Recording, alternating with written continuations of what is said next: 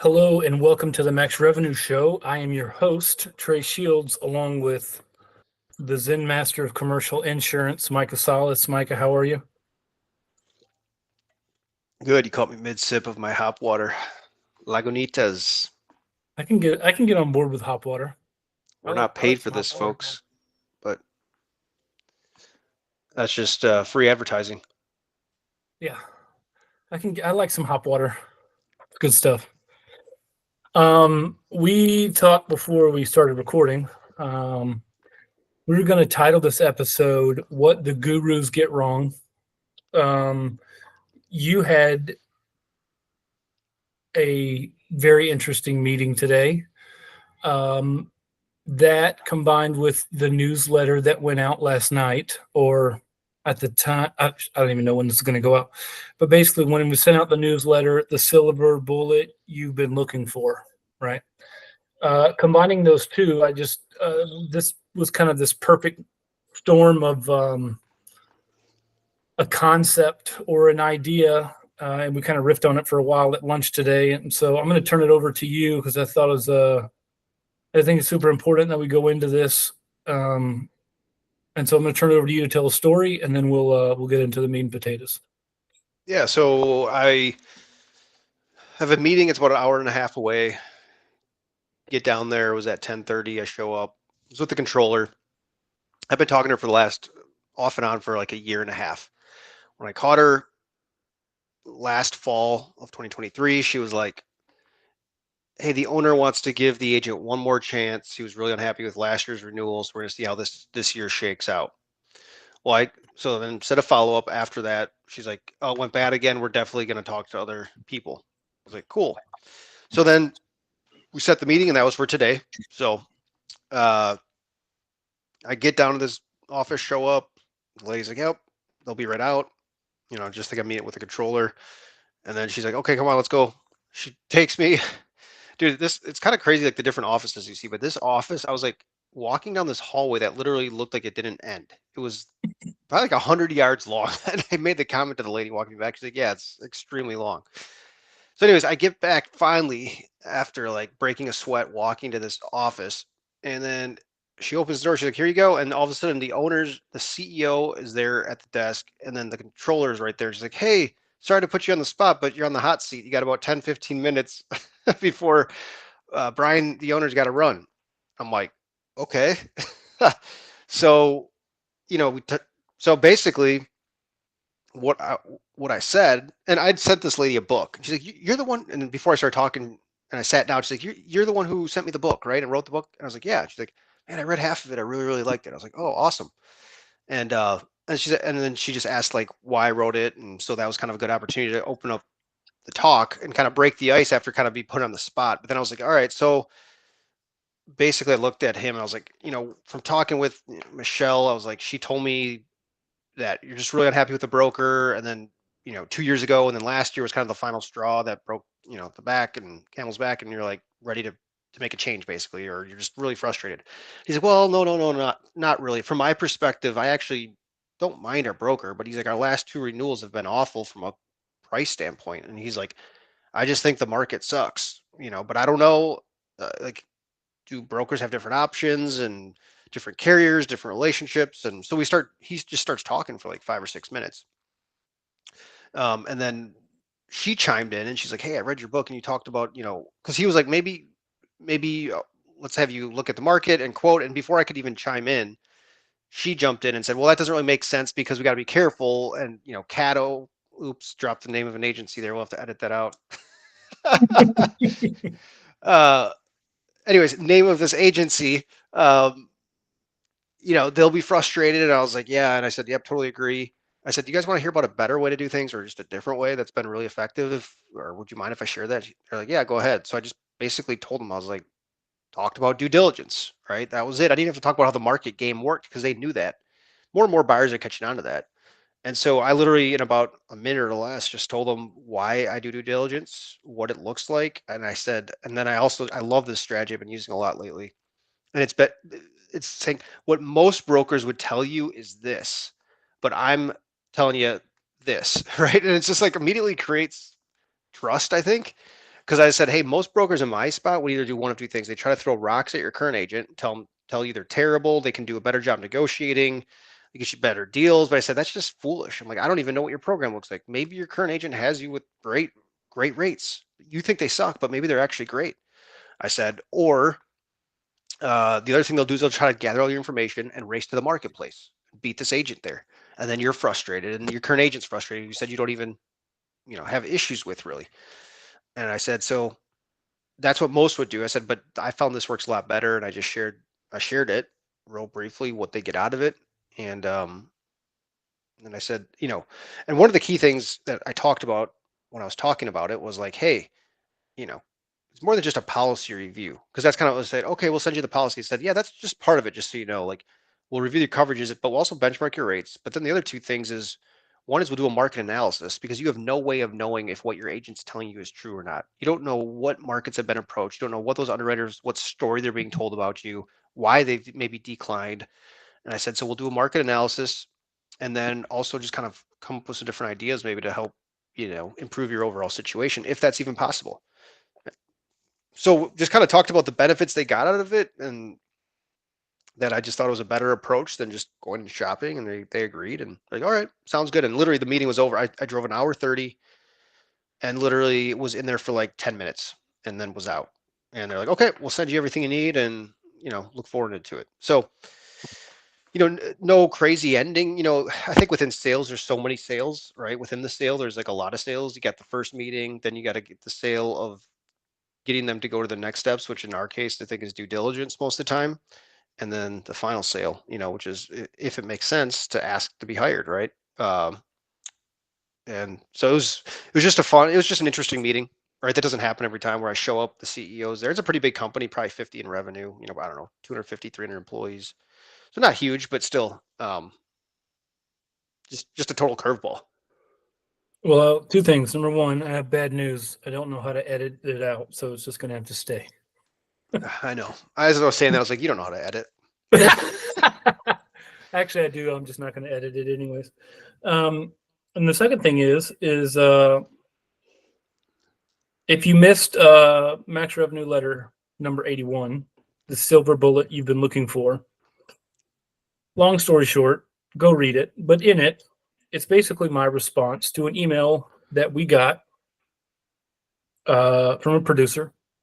And we're going to tie all this together. So just hang with us real quick. It's going to make sense.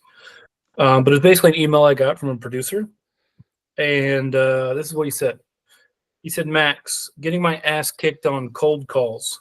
Worse, I'm calling with a peer in the office, and she's getting nowhere either. Panicking, honestly, using your script. I'm 100 calls deep and not a single appointment. So I called, insert said guru, and he said, your way doesn't work anymore. He says, everyone is selling due diligence, coverage reviews, finding a gap, take a second look. He's very expensive, but I need help. What should I do? Okay. Now,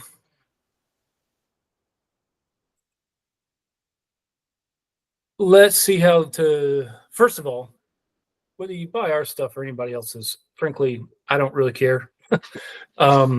I don't think Micah cares either. I mean, we're definitely not getting rich off this thing. No doubt about that. It's just something that we genuinely enjoy doing because Micah likes teaching, and I struggled for the first 3-4 years of my career. And so anything I can do to kind of help other people avoid that, I'm game. And if I can make a few bucks in the process to pay for a vacation once a year, that's fine. It's a win-win. Okay. Now, this particular person that he's talking about, who I won't say, we know his process. And I would say his process is basically one piece of what Micah would call a due diligence process. Then you have other people that basically open the door with another way or another way. And there's a problem when you just get in the door with one basically I don't know. What would you call it? One USP, or like, this is your angle. This is how you get in. Hmm. Um, because what if they don't have that problem, right? So like, you're hanging your hat on one thing, but what if that's not their problem? Um, Micah, I'm trying to figure out how to tiptoe around this delicately. You articulated it better than I did. Yeah, well, yeah, I'm trying not to blow cover of people. I don't even want to make this episode about one person in particular, honestly, or one style. Let's just say this: if your goal is to get an AOR, agent of record letter, which ours is as well. Well, there's a lot of agents that get offended by that, like, oh, that's stealing work, and we're not in that camp at all, right? We're all for getting an AOR, uh, if you can, that makes sense, right? Earning it. Earning it. Yep. The problem is, just let's just go back in history just a little bit here. 10, 20 years ago, people were getting AORs still, but they had a really bad kind of like reputation. And even to this day, you call them business owners. Like I've experienced this the last 10 years. You still calling them and they're like, I'll never sign an AOR. Don't even mention those words or that letters better not come out of your mouth because, I'll kick you out of this office. The last agent said we got to sign that thing to blah, blah, blah. And that's literally what they'll say. I got to sign something and I'm not signing anything. And so why would a business owner say that? Because they've been burned in the past by agent of record letters, right? Now, that doesn't mean they're a bad tool. I love them as a tool. The problem is they've been burned because people are using them unethically now, or just, and this is more so what we're getting at this episode is just more carelessly. And you're setting yourself up for failure, and you're really, potentially, I don't know what other way to put it, but you're setting yourself up for failure because if you go in there on a first meeting and you pitch an AOR without knowing anything about their program, there's a lot of different things that could pop up. Let's walk through a couple. One, what if they're with a market you don't have a contract with? Now you got to backpedal and you just give them this whole spiel about why hiring one agent's the best. And then how you have this great strategy, you're going to give them the best deal and all this other stuff, and you're going to position them the best, you're going to service them, here's your calendar, all this stuff. And then all of a sudden you don't have access, you can't AOR their program, or that carrier won't let you AOR it. What are you going to do? Okay, that's just one thing. Second thing is what if they are actually really really priced well, and they hate their price. Everyone hates their price. I think I'm paying way too much for my homeowners insurance and my car insurance, but that's just it's in all of us. We all think we're overpaying for insurance, right? So yes, your buyer might think they are too, but it doesn't mean you can fix that. It doesn't mean that their agent currently is doing a bad job. So if you go in there and tell them like I'm going to do this and this, we're going to get your premium down. Here's how, and you haven't even seen their premium, their rates. You haven't benchmarked it. You haven't had conversations with underwriters. How do you know that? And so if you want to sell that way, by all means, go do it. I will never ask for an AOR on a first meeting. And guess what? It's never cost me a sale by slowing it just a little bit down, right? Oh, if you don't get that AOR right at that moment, you might not get that deal. I've never had that happen. So um, that's what I'm seeing. I think more, or what this I think this other approach that this guy who emailed us is talking about and referring to, and um, so there's just a can of worms that can open. So I'm trying to think, was there something else? Basically, the third thing I'll say is this: just kind of, to me, every other salesperson automatically wants to sell every account, right? Yep, I can help you. I can do this and this. That's what every other salesperson sounds like. What if you go in there and say, I don't know if I can help you? Maybe, like I did today in this meeting, maybe your agent's got you in a great spot. I know you think you're paying a lot, but the market does suck right now. And the last thing I'm going to do is throw rocks at your agent. They're a pretty good agent. I don't know if they're dropping the ball. And I'm not going to come in here and say I can do anything better until I even get a look at where you're at. You know, so to just am I still on here? Yeah, I can hear you. Can't hear you now. Can't hear you. Golly, nothing but the highest quality audio here at the Max Revenue Show. Okay, there we go. I don't know why that happens sometimes. Um, so yeah, I mean, just basically going in there and pretending or over promising and saying you can save all this money. Here's your negotiation strategy. Here's how you're serving. Here's all the stuff we're gonna do on the very first call. again, it's just you're assuming that premiums are a problem. You're assuming that they have service issues. You're just assuming a bunch of stuff. What do they So say you about assuming? What do they say about assuming? makes an ass out of you and me. Um, Um, so I don't so know. I don't want to go on a rant, but there's just a lot of different problems with that. And I think so. I've come to the spot where there's nothing wrong with slow playing things a little bit. I'm not saying drag this out months. You know, there's nothing wrong with just slowing things down. If it's a serious prospect, get their policies. Yes, we all talked about policy reviews and all that stuff, but it's more than that. Like you said, we have the market analysis. We have a discovery call conversation. We come back with real ideas to help them. We have a conversation about what problems they're actually having. This is the other thing I've noticed. You go to a first meeting with a prospect, and a lot of times they will tell you that premium is their problem, right? Like, I just think I'm paying too much, or I just want to make sure I'm not overpaying. And I use that on my talk tracks to get my foot in the door to have that first meeting. And they'll say that at the first meeting or on the first call. This is the interesting part. And they'll even say, like, yeah, my agent's okay, but I'm just really, I think we're overpaying, blah, blah, blah. You get to the second meeting and even the final proposal, all of a sudden, as you ask better questions and uncover things, different problems start to come up, about service. It always comes back to communication, right? Or their service team, or the level of proactivity they are, or their renewal process. Other things will pop up to the surface. I found this all the time happens. And then when you're coming back, even if you don't, this is the other thing, if you don't find anything wrong with the program, that's why I love the due diligence process. I've picked up so many AORs that people have nothing wrong. I say your program's actually in a really good spot. Your cost is actually okay. But you told me your renewals are last minute, and you told me that, certs take too long to get. Here's how I would fix that for you. I can't make any promises on your premium. I will work hard. We'll do a full-blown marketing effort. Here's the top carriers we'll go to. I do lay out that plan. I talk about a strategy, but I'm not going to be bullish on that if I can't deliver that, right? That's the last way I want to start a relationship. And I can just tell you it works. I mean, so I yeah. don't know what else to say. So I wrote this Babbling down. on here. No, it's fine. I wrote this down while you were talking, and of course, I don't have a pen handy, but I do have crayons. Uh, the power of fatherhood.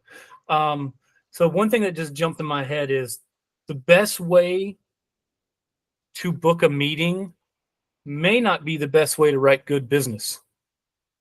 You right? Mm-hmm. Does that make sense? So Yep. yeah, there are no doubt there are things that you can say or games that you can play that will get you more meetings. But that doesn't necessarily mean that getting more meetings is the KPI you should be looking for. You might be setting yourself up for fail. Like I told you this, my first year with the old thing, I won the Young Guns thing for like most new business meetings set, but I think I only wrote like 60,000. You know what I Yep. mean? Like I could get people to get a meeting. Like you can pressure people, you can manipulate people, you can do ways to get meetings. So the best way to get a meeting isn't necessarily the best way to write business long term. And then the second thing was, so when he makes a comment that everyone is doing reviews. Well, I would say, and I mentioned this in the newsletter, coverage review is no more due diligence than a window is a house. It's part of it. Certainly, we're going to review the coverage, but it is not that is not due diligence process. It is just one part of a multitude of things. And what your due diligence process might look like will vary greatly different from mine, depending on our niche, depending on what the client or prospect says their problems are. If they Yep. have service issues and they're not even worried about the price or vice versa or whatever, I'm not going to go break into jail and find and you know what I'm saying? Like, Yep. so like when people ask us, well, what all is due diligence? That's, to be honest, and to be fair to us, or to be fair to you, it's hard to necessarily define it because there's a lot of moving pieces. But safety reviews, risk management reviews, like doing a behind the scenes market analysis, reviewing the coverage, looking at what their current servicing looks like. There's a multitude of things, right? So it's more than just, hey, let's take a second look at your price, or let me see if you have any gaps in your coverage. It's That's just one piece of many. And then we've been, both of us have been hit with the golf bug lately, right? And so for like, if you say that, well, everybody is doing due diligence. Let's just assume that for a second that everybody is doing due diligence. That doesn't mean that we're all doing it the same way or equally as good, or that we are as good at positioning on cold calls or getting the door open, or that we, have X, Y, and Z arrows in our quiver. It'd be like, like a golf instructor saying, "Oh, everybody does swing analysis."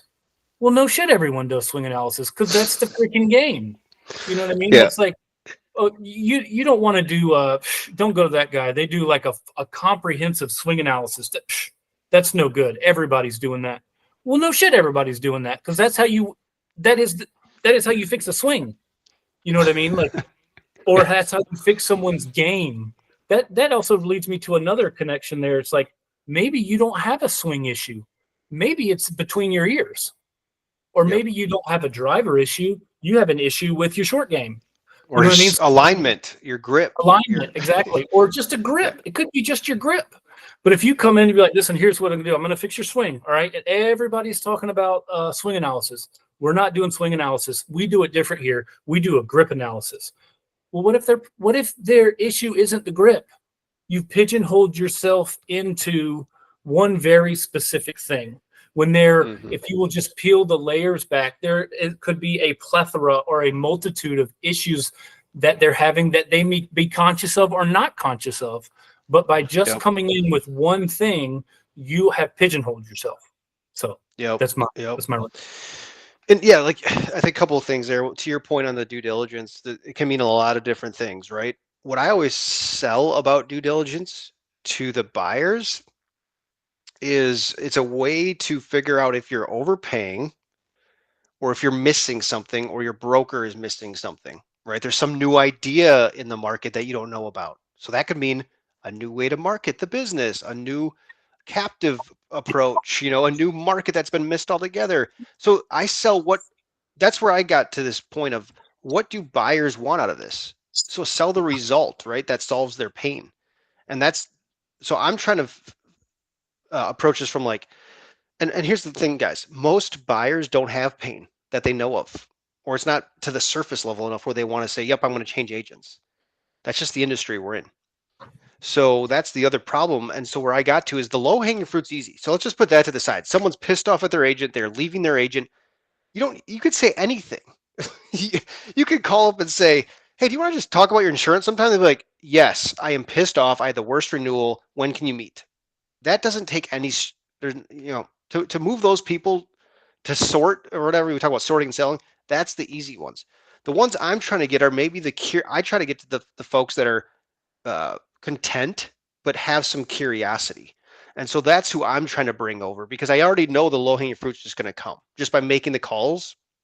And that's just old school volume activity. At least those just don't sound like a total idiot, and don't come across as a douchebag, and you will just get opportunities. But there's that other group of people that I'm trying to bring over, the curiosity folks who got those 10-year relationships, those 7, 10, or 20 years. And I'm not trying to put so much effort into breaking those up, but that's where I throw out my curiosity string. That's where the due diligence comes into play because that's who I'm trying to capture because the due diligence will still pick up the low hanging fruit. And so, and again, those folks I try to bring in through hey, are you ever, I know you got an agent. That's why I called actually. Let's say they tell you that, hey, I'm happy. We're all set. Totally get that, man. Do you guys ever do any sort of due diligence or are you basically just married to your guys? And they might laugh. And then guess what? I continue the conversation. Well, we looked like 4 or 5 years ago, but nothing ever changed. And yeah, so we're pretty content. I got you, but curious if I were to call back in the future, or I wasn't calling to quote or bid. I actually have a different approach. I don't think quoting makes a ton of sense. Um, how do you guys? How do you guys make sure it's been 5 years? How do you make sure you're not overpaying that nothing or that nothing's being missed in the market? Do you guys have like a due diligence approach? in place that you're using. That's so see what I'm doing there? I'm just extending the conversation, and then potentially there's no magic pill. There's no secret formula that's going to take your conversion rates from, you know, from 5% or 10% or 15% to 50%. There's just nothing out there that will do it, unless you have some maybe exclusive market that only you have. You can be like, dude, I am smoking it right now. I'm saving everyone 50%. And here's why. If other than that, there's just no secret formula out there for it. So that's what I would say more, just to add a little bit on the due diligence, some thoughts there. And then I just want to, the message you got Friday, I thought was interesting also, because the guy's freaking out. He made and you mentioned this in the newsletter, he made 100 calls. How many people did he probably talk to? 10? It's like, dude, I just told you, meeting is not my success metric. It's not my KPI. Because I got to this point where it's like I had, I would say 80 to 100 meetings a year, and I'm like, this is pointless. A lot of them were just like, yeah, I just figured I'd meet with you or just hear what you had to say. And it's like I'm kind of weeding those people out on the phone as well, as you're talking. And I don't care to get meetings. I just want to have conversations. And guess what? If someone's really, really happy and I get that sense they're totally closed off to even due diligence, I'm like, you know what? It's just not worth chasing on to the next one. I saved myself a ton of time. By the time you meet with the people you meet with, they're the actual serious buyers anyways, or they're open to doing due diligence, and then you can continue the process. But you know, yeah, you did a really good way of explaining this in a newsletter and calling it out of like, dude, you can't give up on an approach after one calling session. That's just crazy. Whatever approach it is. So, and the last thing I'll say about cold calling, I'll let you chime back in, is like there is so much nuance to that too. Like the scripting is honestly, man, I've set some really big meetings with the script of like, would you ever just be open to talking sometime?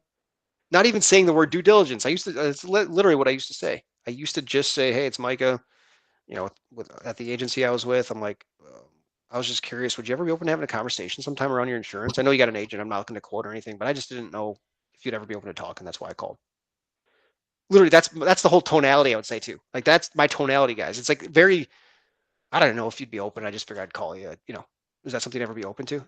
Like, so tonality is so big. And if you're watching the podcast right now, you can see like how I'm moving my arms and like shrugging my shoulders. Like that's what I do when I'm making cold calls. I'm not sitting there like a robot. Like, yeah, hey Steve, hey Micah here with Christensen Group, and at reading off and like keeping my body still and just talking so monotone. I can still talk low, but it's all that little like weak language. Kind of it comes across as weak language, but it actually the justs, the pauses, the stuttering over your words, and not sounding like a robot. All those little things like make a difference, and I don't know why that is. It just does. At least all I can tell you is I've done this. I've been an independent agent 10 years, been in the industry 13. It's been consistently working. So Um, you sent me something. You sent me a text the other day of a YouTube clip, and I admittedly did not watch the whole thing, but basically, at least the little bit that I saw, the gist of it is like your conviction about what you're doing, your attitude towards what you're doing, your belief in what you're doing, subconsciously comes through in um, your calling or your prospecting. So let's say, we say this all the time, or we got it from Josh Braun, but like, prospects can smell commission breath or desperation. So when you're actually calling with the genuine aim to help and from an abundance mindset, like this, I can take this call or leave it. Like I don't need this. And you're genuinely just asking, would you ever be open to a conversation about your program? And there is no strings attached, and there is no we talk about detached from the outcome. Whether you realize it or not, they can pick up on that, like you just said. And I think that is something that only comes after you've made a buttload of calls, and we have some revenue. Yeah. And even if you don't have a revenue on the books, just the faith and the trust that what you're doing is going to work. So I don't know. I found that insightful. I definitely have experienced that myself. And when you are calling either with a What's the opposite of abundance? Scarcity. A scarcity mindset, and you're calling out of fear. Whether you hear it or not, your prospect hears it. They pick it up on the little subtle cues, and you can get away with maybe a little bit of it on the phone, but it really shows itself in face to face. Yep. But even on the phone, it gets picked up on, like you said, the ums and the pauses or the verbal diarrhea or whatever. And I still do it. I know you still do it. Like it still just happens. But and I used this analogy in the newsletter talking about like I just taking a script and then deploying it is not enough. It's got to be practiced, and it's just got to be an endless amount of reps. Whether it's our script or whoever's script, there's more than one way to win. Use ours or Hmm. don't, whatever. But like if I were to give you Dave Chappelle's set for his next Netflix special, and then you went up on a local open mic night and you tried to hit it, you would get crickets, right? Because like Yep. your delivery, your pausing, your whole delivery would be wrong. But if you practiced it enough, you would eventually get to a point of some type of proficiency to where you could do it well. But you're not just going to take a script or take someone's comedy set or their jokes and just expect that you're going to go out and after 2 or 3 days and just start knocking audiences out of the park. It's just not going to happen. Yep. That's a great, really good analogy on the Dave Chappelle. And yeah, I mean, comedians know that the best. That's why I've heard a lot of people say go take a stand up comedy class or something like an acting course, and that sometimes will help you sell better than any sales course ever could. Which leads me to saying this as well. It's like, guys, like our course is 195 bucks. That's dirt cheap. I mean, most of us paid 3,500 for what, one credit or three credits in college. Maybe you had to, and then you had to take X amount of credits. You walked away with 40, 50,000 in debt. We're selling a course. We've been in the trenches. But it's 195 bucks. But we're not saying ours is the be all end all, right? I think any wise person would know that we don't. The wisest people know that they don't know everything, right? And there's not different ways to do things or approach things. We just know our way, and we're trying to share that because I've seen it work. I know you've seen it work, and it's not just worked for 1 year, 2 years. I'm talking going on 10 years straight now where it's worked, right? So, and I would say go buy some other courses. Go listen to other people on YouTube. Don't just follow us and say, "Oh, well, Mike and Max said to do it this way, so everyone else must be." No, I mean every person's slightly different. I think our formula of followed our framework is a good framework, and I wholeheartedly believe and stand behind it. And I put it up against anybody, specifically when you get into insurance. But I've bought other courses. I just told you I bought a course this weekend. From a guy. I keep seeing his ads on YouTube, and I You can got say roped his in. name. You can say his Yeah, name. He comes high Jeremy up. Jeremy Miner or Yeah, Milner, or I don't even know. minor. It was 97 bucks, but with the upsales it was 150. Now he's trying to text me every day, and I Oh think yeah. he probably wants to parlay that into a bigger. He's probably doing these little courses as kind of a Oh, he's funnel thing to get parlaying me. that. That's Yeah. yeah. He's parlaying that into a $3,000 to $5,000 coaching program. Yeah, so I did the course was. I didn't even. I'm not going to do the whole course. There was a couple of bits and pieces I wanted from it that I thought were interesting. I honestly, full disclosure, signed up to. I always think I can get better at asking better questions, right? And maybe the psychology side. And so I just find that interesting. It seems like his course went into it sometimes, like on certain things. And I would say it's fine. Go buy it if you want to check it out. It's less than about 150 bucks. Um, like anything, you get a Watch lot of out this for stuff the for. upsells. Watch the upsells. They'll get you. Yeah. So I want to say that, like, there's a lot of different teachers out there. Listen to them. It'll make you more convict. It'll strengthen your conviction in whatever kind of model you end up going with. Um, but here's the other thing. A lot of you guys, myself included, probably you, Trey, suffer from cold call reluctance sometimes, right?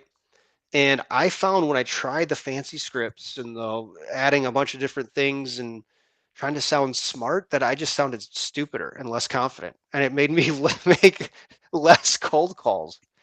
And so I had to get to this point where it's like, how can I feel comfortable making cold calls where I just don't even care? And I was like, I got to get the script to something so basic. And guess what? Something magical happened. I simplified the script. I stripped everything away. I wasn't afraid to make calls anymore. I was having more conversations, but I was just coming across as more confident. I was coming across as more of a peer to these CEOs and CFOs I was talking to at companies with a couple hundred employees, like I felt like it just did something for my confidence. And But so that's another. we used to, on our previous call, I just wrote this down. Sorry to interrupt. I just want to throw this in Yeah. there. You said you just felt more confident. We used a word or a combination of words. Combination of words. You know what it is? We said this earlier. Radical transparency or radical candor, right? Yep. When you literally just lay your cards out on the table, no angles, no like gotchas, none of that. It's like, listen, I know you have an agent. That's actually why I'm calling. I'm an insurance guy. This is how I write business. I was just wondering if you guys were ever open to a conversation, or like when I'm calling with my program and not doing the BOR angle, I just call people and say, I've got a new program. It's got limited number of people who can write it in your state. Are you happy where you're at, or are you open to seeing if maybe there's some savings out there somewhere? Maybe I can, maybe I can't. Yep. It's like, that is the radical truth. That is totally transparent. And it's very disarming to these people. They're like, dude, this is the best cold call I've ever got. I appreciate that. And it's like, you earn this respect, right? But when you're calling with rehearsing this, like reciting this script, that's like, we save so-and-so down the road 30% on their insurance. Would you be open to seeing if we can do the same to you? Or you know what I'm saying? Like some rehearsed thing that's mechanical. Yeah. It just comes off as whatever. And so one more thing real quick, and then I'll let you get back to the golf analysis, the golf analogy. Okay. Like we said, to say that all golf instructors, it doesn't work anymore because they do swing analysis, and how that's the stupidest. That's the stupidest line ever. So let me see if I can make this analogy work. Let's say we're cold call. Let's say I give you a phone book, and in this phone book is nothing but golfers, and I tell you that you have to book all of your lessons for the foreseeable future. Would you call someone and just say, "Hey, I helped so and so shave 5 things on your things. I can shave up to 7 strokes on your game." Da, da, da, da. Do you think that would, like some rehearsed pushy script, would that get you more meetings? And maybe it does, but I would say the smart thing to do would be a curiosity based delivery where it's like, obviously I realize you play golf because you're in my list here. I was just wondering, what are you doing to get better? That would get me talking. That would actually, the first one I'd be like, dude, nah. I'd be like, no, I'm busy, man. No, thanks. Even if you said I can shave 20 strokes, or like, it's just that automatic. I get calls all the time on my car insurance for this. Do you like, where it's like, hey, you're unhappy with your auto insurance, or you're probably going to tell me you're happy with your auto insurance, right? I'm like, I guess. Well, if I could save you 30%, would you be open to letting us quote? And I'm like, no, thanks. Even though I know if someone showed me on paper 30% savings, coverage was equal, service was great, I would probably take it. Right. So it's kind of your point. But I know that it's leading, right? And that's the thing is exactly, like, which we've talked it's about. leading. Yes. People aren't stupid, and they don't like being sold, but they love to talk about themselves. What have you tried in the past? Jim Panetto's. I did that for a while too. Or I've people that came from that and they really like that feeling of the inside out swing. But yeah, for a lot of them, what ended up happening was X, Y, and Z. And I found that if you actually just boil it down and do these 2 or 3 things, you might find that you have more success. Would you ever have any desire to maybe let's sit down and take a look at your swing and see if maybe we can work out some of this stuff for you? Maybe I can help you, maybe I can't. I don't know. I've got a tool bag here of drills and things that I know have worked for me and my students. They might help you, they might not. But it's something that you've never tried before. It might be worth a look. I just feel like that would endear you to your prospects and get you so many more good looks than, hey, if I could save you 5 strokes, it's like, I don't know. People aren't dumb. Yeah, and you want to hear something even to get more. We talk about radical honesty or transparency, whatever. That's again why I like the only opener I like. I don't do permission based anymore, but the only one I did really like was like, hey, just to be totally straight with you, man, this is a cold call. Just letting you know. You know, that one always went over well. I like doing it. Um, the other thing I like to say now is like after I introduce myself, well, I'm getting a lot of reverb back Yeah, on my. you should be good now. Okay. Um, yep. So the other thing is like, and I've said this before, is when I tell them, when I call in and say, "Hey, I'm Micah with XYZ agency," and then I pause. Whenever they pause, I'll say back something like, uh, "Yeah, you're probably wondering who I am." Or sorry, my baby is screaming in the background right now, and I'm hearing reverb, so it's really throwing me off when I'm trying to talk on this podcast. Um, let me start that over. I pause. I say, hey, I can see the wheels spin in your head a bit, just so you know we have never spoke before, in case you're trying to figure out who I am, right? Again, just totally transparency, disarming. You already said our script. Yeah, hey, we know you got an agent. I'm an agent as well, but I'm just curious. Do you guys ever be open to having a conversation, or are you guys basically married? And then this is the other thing I would say. I've been adding on. I almost give them an out on my calls. So I'll say something like, "Hey, if I'll say like, hey, would you ever be open to having a conversation on your insurance?" I'm like, if not, no worries, but just thought I'd reach out to you. Like, it's so like weird, but it actually I can see it gets them like to pause and be like, well, I don't know if they feel bad for me or they just kind of keep talking a little bit. And you guys listening, you don't have to add that on, but I just add that on sometimes, right? I am not a salesperson by birth. I've always been a hard worker, but I like sports and all that stuff, but I've just never been a salesperson like naturally. And so these kind of things, again, our script, I think can help anybody if you're struggling making calls because it's so basic. Anyone can call someone tomorrow, CEO of 1,000-person company, and say, "Hey, it's Micah with blah blah blah. Hey, are you in charge of the insurance, or you pass that off down to someone else on your team?" "Oh, you do? Okay, great. Well, hey, Steve, I know you got an agent. I'm an agent. I'm just curious. Do you guys ever evaluate things or have conversations on your program?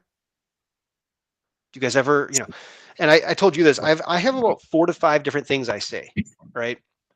We're going to come out with a little cold calling mini course. I think it'll be free giveaway.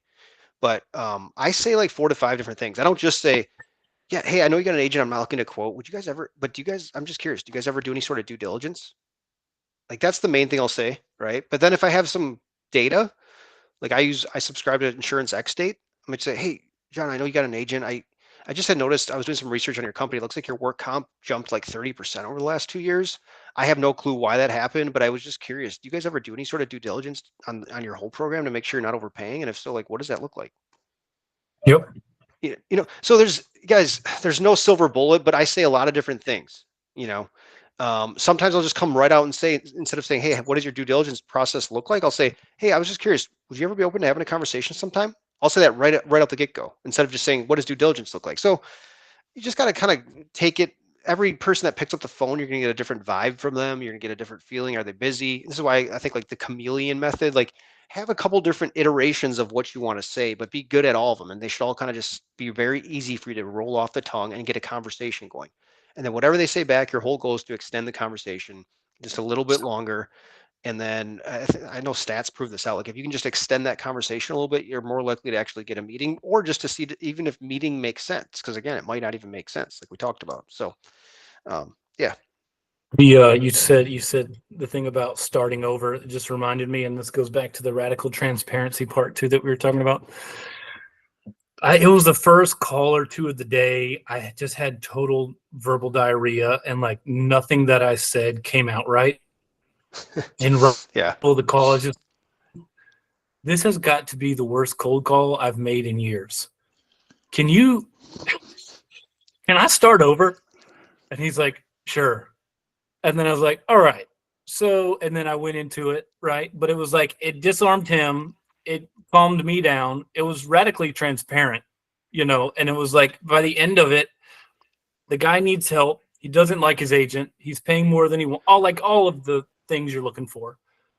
And he's like, well, it's a good thing you started that call over, didn't you? And I said, yeah. I said, I appreciate you letting me doing that. And he's like, hey, look at that. Cold calling still works. And so I just thought that was funny. That's awesome. Yeah. But All anyways, right. yeah, man, we should probably wrap it. It's been Yep. long enough and 10-4. Everything's in the show notes. If you want to subscribe to the Max Revenue letter, you'll see the link there. If you want to take a peek at the Producer Playbook, I'll have the link in there too. Again, it's one way of many. Maybe it works for you, maybe it doesn't. I don't know. It's up to you. Take a look if you want, or don't. It's totally fine. To be honest with you, you can probably get everything you need from just binging all these podcasts. With that, I will bid you adieu, Micah. Appreciate your time as always, and to the listeners, we'll catch you next week. Adios.